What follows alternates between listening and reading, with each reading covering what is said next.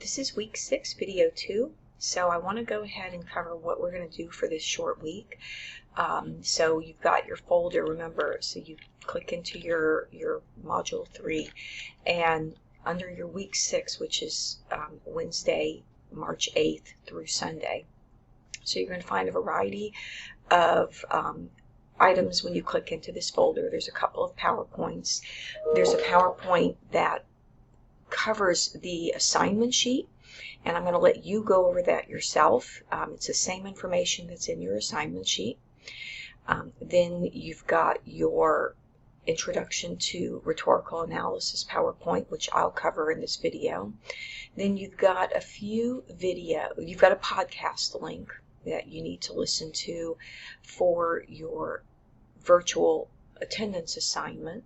I'll speak about that in a moment. Then a couple of videos that you'll need to watch. All right, and then there are 4 readings. There's an essay called A is for Absent. This reading is for your Thursday virtual attendance assignment.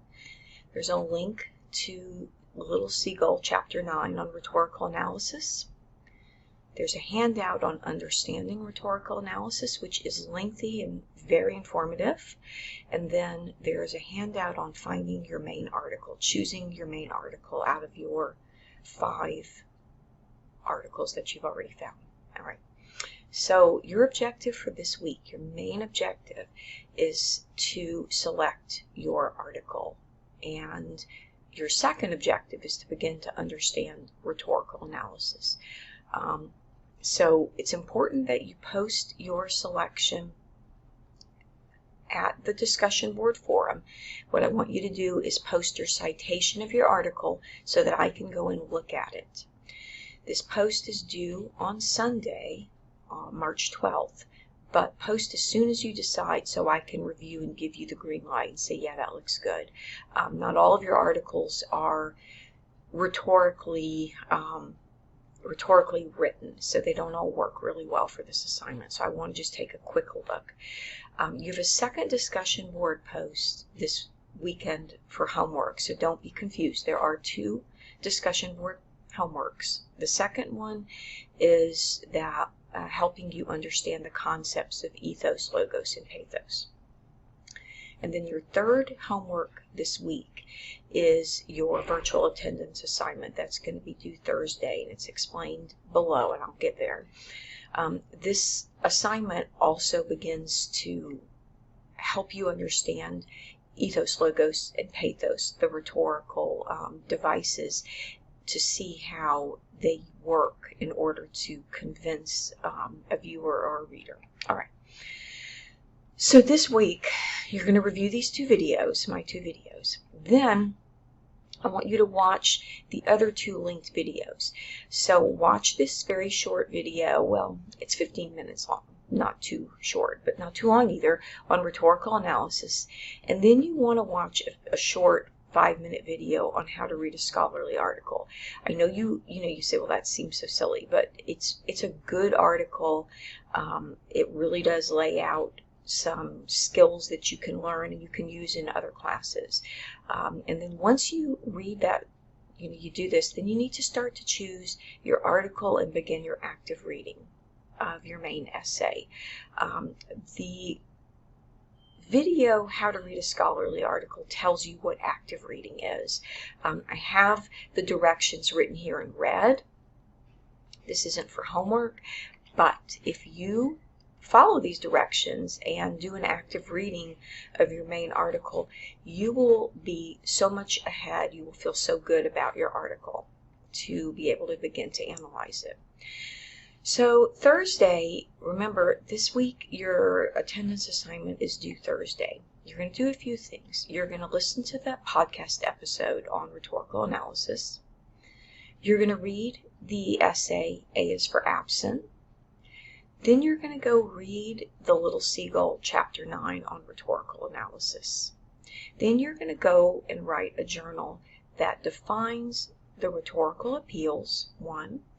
2, explains how the author of A is for Absent employs those rhetorical appeals to convince the reader. And you need to decide if you think this author is effective or not. All right. And here's your assignments listed again. So let me go ahead now and click into week 6 and begin to cover a little bit of this. So you're going to go over this yourself. This goes over the terms of the assignment sheet. Now if I click into this PowerPoint to start learning about rhetorical analysis, let's go ahead and do that. So this PowerPoint covers all of the basics you need to know for rhetorical analysis. Let me go ahead and begin my slideshow. All right. So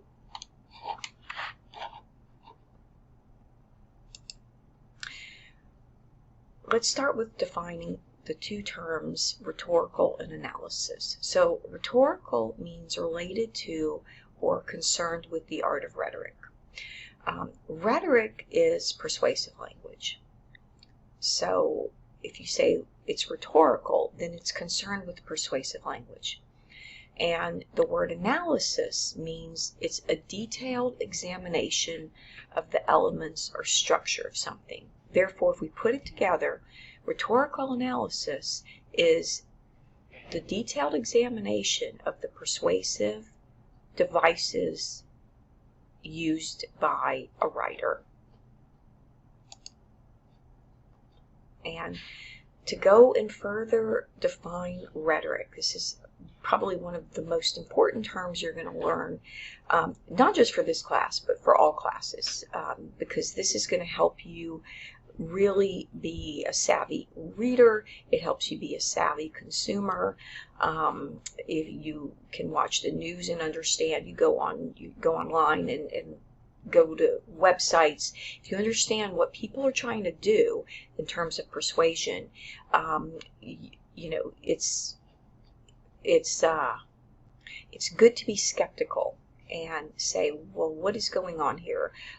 So rhetoric is the ability in a particular case, and I have that bolded for a reason, to identify the means of persuasion, or the art of effective or persuasive speaking or writing, especially the use of figures of speech or other compositional techniques. So this particular case, I'm going to come back to that. In your case, you have to examine your audience. And your audience in your particular case are other scholars within your profession. And that's really important to remember. You really need to say to yourself, who is the audience? Rhetoric, you can only ever measure how effective a speech or an article or a visual is if you know who the audience is. So that's why we really want to always say who is intended to be viewing or reading this. Let's go ahead and skip over. You can read this yourself. And again, the rhetorical analysis that you're going to be doing is you're first going to say, what is going on in this text? Why does an author choose particular language, particular, in your case, data, studies, terms, and how do those choices affect the audience's willingness to believe and be persuaded? So when you're doing a rhetorical analysis, you are not summarizing this article. You've already done a summary. That was in your annotated bibliography. It doesn't matter if you disagree or agree with the author's argument. That's another thing. You aren't being asked to agree or disagree. You're simply coming very objectively like a surgeon and say, what's going on, what devices are being used, and is it effective or not? So rhetorical analysis asks you to explain what the writer uses in order to convince those readers. You are going to be making an argument to say, thumbs up, this was effective, or thumbs down, it was not effective. So you are going to figure out what's going on, what devices, and was this effective based on the audience. So you want to go and always look at the rhetorical situation for any particular piece that you're going to start to analyze. And we've got 5 points. The purpose. So in this case, why is your author writing this article? Who is the intended audience? Who's the intended audience? In your case, there's a very specific audience. Your audience is the group of scholars or professionals who would be reading this journal. The topic, again, you're going to say, what's this author writing about? Who wrote it? Are they expert in their field? Now, you've already begun to do some of this work with your annotated bibliography. So you'll find that the work you did in that annotated bibliography is going to help you as you begin to write this rhetorical essay, this rhetorical analysis essay. And what was the context in which this was written? Exigence. In other words, if you're writing about if the essay you choose, maybe its topic is mask wearing during COVID-19 and whether or not it was effective, and it was a study to measure how effective the mask wearing was. The exigence relates to the fact that we were in the middle of a pandemic. So if you are if you were analyzing an article that talks about college tuition and debt. So the exigence may be that college tuition is spiking and students can't afford to go to college, and that the Congress is now deciding whether to erase student debt. That's the exigence in that case. So what's going on in the world at the moment this article is written? All right. So this is a picture just sort of demonstrating what those elements of that rhetorical situation using the Martin Luther King I Have a Dream speech. And I choose this picture because most students have been introduced to this speech at some point. And so we look and we say, well, the author in this case was Dr. King. The text was his speech, the I Have a Dream speech. The audience was the people at this particular march on Washington, but it was also the TV audience because this was a televised speech. The setting was on the steps of the Lincoln Memorial, looking out across the reflecting pond to the Washington Memorial, and the purpose was to demand racial equality. So that kind of lines up. These are the elements of that rhetorical situation. I'm going to skip over some of this. You can you can look at this yourself. And so again, the questions you want to ask about that rhetorical situation for your particular article, you want to say again, who's the audience? What is the purpose? What is the text responding to or trying to address? What's the exigence, in other words? What does the text want to accomplish? And where did it get published? What journal was it in? All right. So in order to persuade and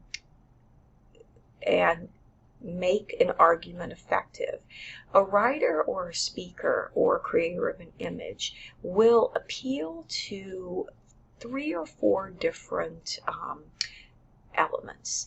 And we call those in their Greek ethos, logos, pathos, and sometimes kairos. All right. So ethos is asking about credibility. Ethos is concerned with the credibility, so that might be the credibility of the author. Logos is concerned not with logic, but with facts, data. Could be logic too, but it's facts and data. And pathos is emotion.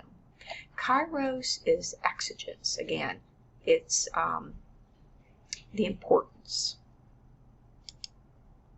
So again, now I've got a slide on each one. We've got ethos, credibility, reliability, trustworthiness. In other words, believe me, identify with me because I am the kind of person that I am. A doctor, our president, Superman. Logos is evidence, data, research, and logic. Believe me because what I say is reasonable. and verifiable. That's another important thing, verifiable. And then pathos. This is feelings, desires, attitudes, values, and emotions. So it's not just emotions. You want to consider all of these other bullet points. And this is believe me because something feels good, bad, valuable. It gets at your core. And then kairos, the final one that's not usually considered, but something to think about. Timeliness. Is it appropriate? Is it right for that moment in time? All right, so let me go ahead and get out of this. And let me X out of this. So that's, in a nutshell, rhetorical analysis. And you're going to want to go over that carefully. This is another 15. I know this is getting to be a long video, and I will write that it's a long video when I describe it. But here's another video that you need to watch. It's a 15-minute video. This handout on rhetorical analysis, you need to read this handout in order to begin to complete your work on the rhetorical appeals. It is a long handout. It's very dense. There's a lot of information, but going through it, you're gonna learn a lot. This particular handout is finding your main article, and I'm just going to click into this. And I'd like to just take a quick look at this, because this is what you're doing this week. All right. So choosing your topic, you've already found your topic, so now you've got to find your main article. The article requirements, you need to make sure that your article is written by a scholar within your field of study. It's got to be on an issue that someone in your discipline would be interested in, and it's got to be